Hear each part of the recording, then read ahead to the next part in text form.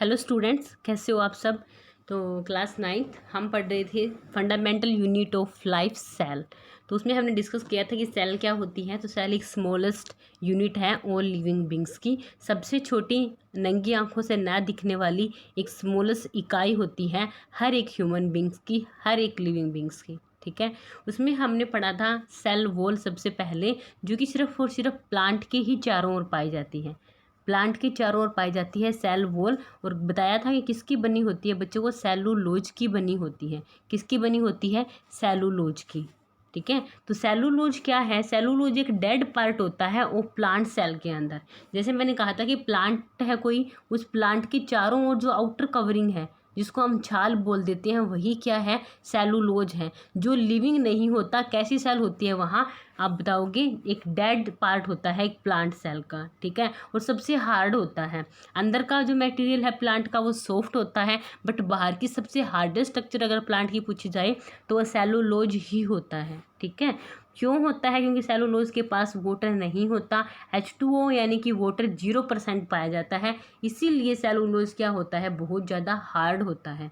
Then एक बार ध्यान से देखिए कि note cell wall of insect.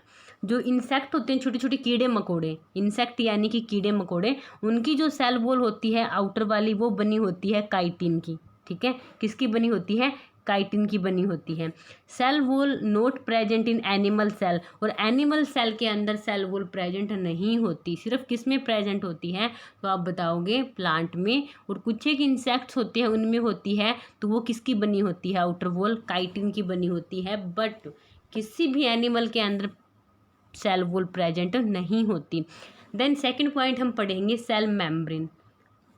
Parts जो है आपके सेल की, उसमें आपको सेकंड पार्ट पढ़ना है सेल मेम्ब्रेन। सेल मेम्ब्रेन को कहा जाता है हिंदी में कोशिका झिल्ली। सेल मेम्ब्रेन को हिंदी में कहते हैं कोशिका झिल्ली।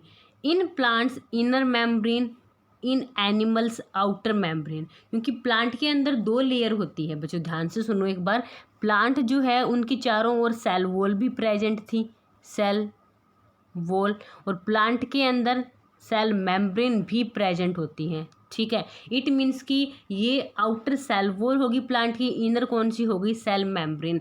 तो प्लांट के अंदर तो सेल मेम्ब्रेन होती है इनर, अंदर वाली, और बाहर वाली कौन सी? Cell wall. ठीक है, बट एनिमल के अंदर सेल वॉल अब्सेंट होती है, तो एनिमल की तो आउटर ही कौन सी हुई? सेल मेम्ब्रेन हुई।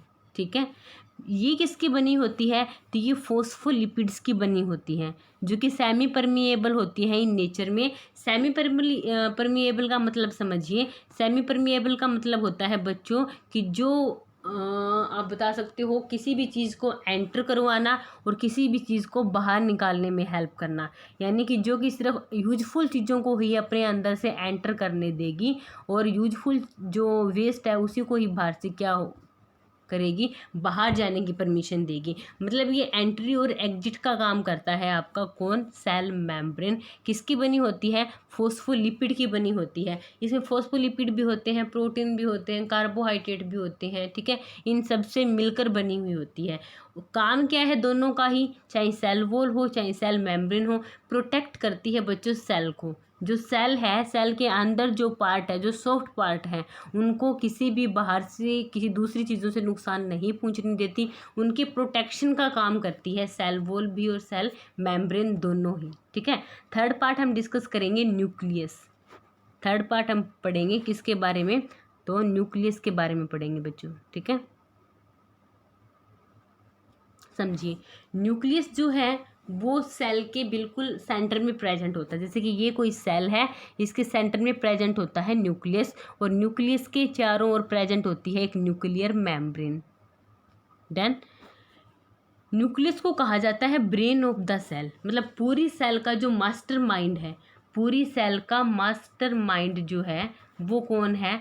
न्यूक्लियस है। इसलिए कहा जाता है ब्रेन ऑफ द सेल, कि पूरे ही सिस्टम को कौन चलाता है? न्यूक्लियस चलाता है। या फिर उसको मैनेजर ऑफ द सेल भी कहते हैं। मैनेज कौन कर रहा है? न्यूक्लियस। तो ब्रेन ऑफ द सेल और मैनेजर ऑफ द सेल कौन होता है? न्यूक्लियस होता है। और लार्जेस्ट पार्ट ऑफ सेल, और सेल का कैसा पार्ट है? ये एक लार्जेस्ट पार्ट है।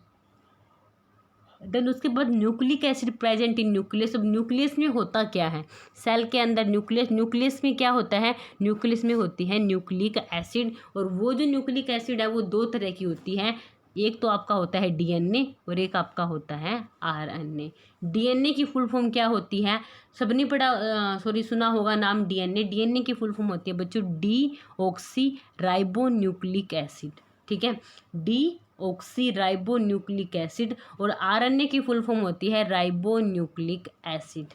देन जो डीएनए है उसका मॉडल दिया था वॉटसन और क्रिक ने, और जो आरएनए है उसका मॉडल दिया था फ्रीडरिक मिशर ने।